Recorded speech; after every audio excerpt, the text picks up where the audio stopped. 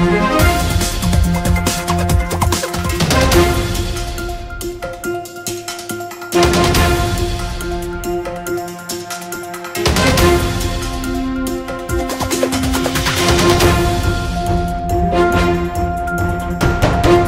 असं वाटतं की ही जी काही मालवणची घटना झालेली आहे आणि ज्या प्रकारे छत्रपती शिवरायांच्या पुतळ्याची घटना आहे याच्यावर कोणीच राजकारण करू नये असं माझं मत आहे। पहिल्यांदा तर निश्चितपणे ही घटना आपल्या सर्वांकरता कमीपणा आणणारी घटना आहे, अतिशय दुःखद घटना आहे।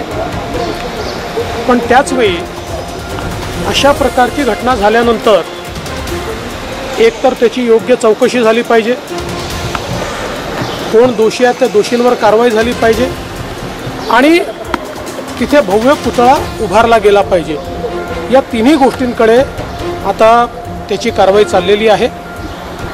नेव्हीने ही गोष्ट गांभीर्याने घेतली असल्यामुळे नेव्हीने चौकशी समिती तयार केली, टीम तयार केली, ती टीम त्या ठिकाणी येऊन गेली आहे। त्यामुळे नेव्ही या संदर्भात चौकशी करून उचित कारवाई करेल, जे दोषी असतील त्यांच्यावर कारवाई करेल।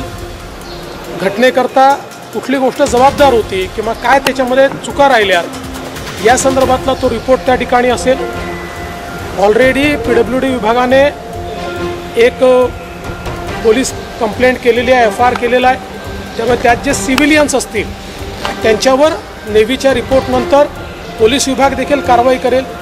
त्यामुळे सगळ्या प्रकारची कारवाई त्या ठिकाणी होणार आहे। आणि दुसरं, माननीय मुख्यमंत्र्यांनी देखील सांगितलेलं आहे की आपण नेव्हीला मदत करून त्यांच्या मदतीनं त्या ठिकाणी एक भव्य अशा प्रकारचा छत्रपती शिवरायांचा पुतळा हा उभारणार आहोत। त्यामुळे या दृष्टीनं ही घटना झाल्यानंतर जे जे करणं आवश्यक आहे ते केलं जात आहे, नेव्हीकडनं देखील केलं जात आहे। मात्र त्याचवेळी केवळ याचं राजकारण करायचं हे जे काही विरोधकांनी सुरू केलेलं आहे, प्रत्येक गोष्टीत राजकारण शोधून काढायचं, प्रत्येक गोष्टीला इलेक्शनच्या चष्म्यातनं पाहायचं, निवडणुकांच्या चष्म्यातनं पाहायचं, हे अत्यंत चुकीचं आहे। अशा प्रकारचं खालचं राजकारण त्यांनी करू नये।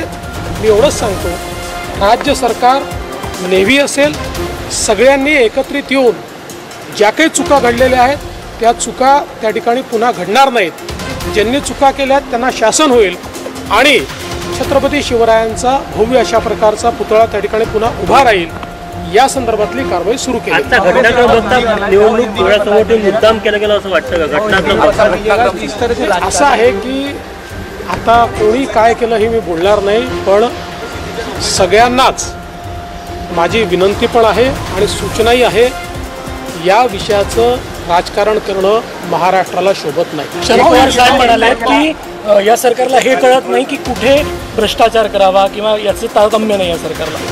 खरं म्हणजे शरद पवार साहेब ज्येष्ठ नेते आहेत, त्यांना हे देखील माहिती आहे की हा पुतळा नेव्हीने तयार केलेला आहे, हा काही राज्य सरकारने तयार केलेला नाही। आणि एखाद्या ठिकाणी भ्रष्टाचाराचं तारतम्य दुसरीकडे नाही असं कसं म्हणता येईल? भ्रष्टाचार कुठेच नको, भ्रष्टाचाराला आपला विरोधच असला पाहिजे, पवारसाहेबांचा विरोध असला पाहिजे। ते अशा प्रकारे वक्तव्य देत असतील तर मला आश्चर्य वाटतं की ते भ्रष्टाचाराला समर्थन देतात का मग इतर ठिकाणी?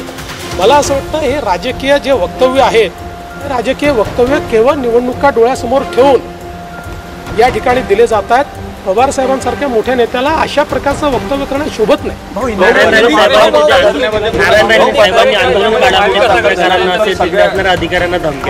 नारायण राणे साहेबांनी आंदोलन दरम्यान तिथे पत्रकारांना, अधिकाऱ्यांना धमक्या दिल्या।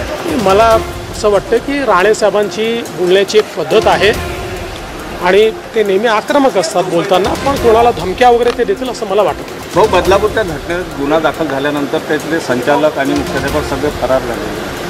जे कोणी ज्यांच्यावर गुन्हे दाखल झाले असतील ते कुठेही पळून गेलं तरी त्यांना शोधून काढू आणि त्यांच्यावर कारवाई